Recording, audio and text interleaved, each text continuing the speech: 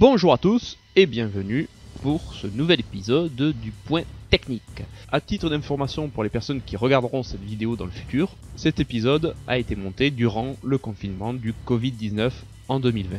Aujourd'hui, je vous propose de travailler sur deux derniers aspects de l'attaque que Maître Bonnel expose dans son traité de l'art des armes, qui sont donc la remise et la reprise. Cette vidéo sera la dernière sur les attaques et les feintes que Maître Bonnel présente pour l'escrime de pointe. Il est temps de passer aux choses sérieuses. C'est parti.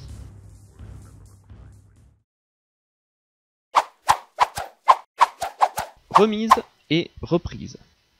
La remise, c'est quand on n'a pas touché, remettre aussitôt son épée en ligne sans se relever.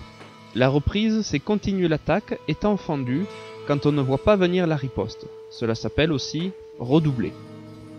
Pour la remise et la reprise, bon, c'est fondamentalement le même geste, hein, puisque on vient de se fendre, on a fait une attaque, on s'est fendu et on relance une deuxième attaque. Alors à mon avis, quand même cette deuxième attaque devrait être un peu moins puissante, ou du moins perforante que la première, mais elle permettra quand même de toucher son adversaire. J'ai pour anecdote personnelle, donc on travaillait justement sur ça avec des élèves avant le confinement, bien sûr, et donc mon élève avait commencé à me toucher le bras porteur de l'arme et avait redoublé, il m'avait restocké dans la foulée au plexus et je n'avais strictement rien pu faire.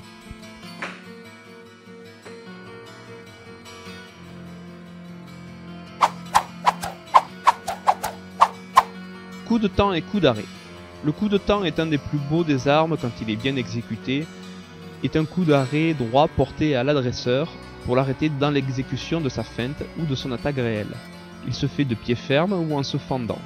On le nomme coup d'arrêt quand il est pris dans la marche de l'adversaire. Alors, je vais essayer de vous montrer un petit peu comment on peut faire un coup de temps. Alors vous m'excuserez un peu la technique de grand vidéaste que je suis. Moi j'ai fait du bidouillage, ça m'a pris des heures pour le faire, mais bon, j'espère que le propos sera mieux compréhensible avec ce que vous allez voir dès à présent. Donc pour le coup de temps, c'est-à-dire on vient frapper alors que l'adversaire veut frapper, et donc on allonge le bras sans se fendre obligatoirement. On peut être de pied ferme, c'est-à-dire on est en garde et on ne se fend pas, pour venir frapper l'adversaire avant qu'il vous frappe.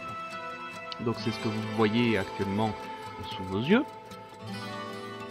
Et maintenant, pour symboliser un petit peu le coup d'arrêt, comme nous le dit Maître Bonnel, il est pris dans la marche de l'adversaire. Bon, ben là c'est ce que vous voyez aussi, avec le même petit bidouillage vidéo. J'espère que vous comprendrez un peu mieux le principe. Effectivement, ça aurait été bien mieux de pouvoir le faire avec un vis-à-vis, mais bon, confinement oblige. Enfin, pour en finir avec cette petite série des coups d'attaque et feinte de Maître Bonnel, je vous mets en fin de vidéo un assaut assez long que j'ai fait avec un de mes élèves et qui, ma foi, je trouve pas si mal. Il faut tout replacer dans son contexte. Nous sommes deux débutants, hein, nous n'avons pas une saison, même pour moi, hein, j'ai pas mal de théorie mais j'ai peu de pratique malheureusement, mais je compte bien rattraper mon retard. Et on peut s'apercevoir que celui qui est censé être l'élève, il a de la bonne ressource. J'en profite pour vous dire au revoir. Amusez-vous bien, confinez-vous bien, et à la prochaine.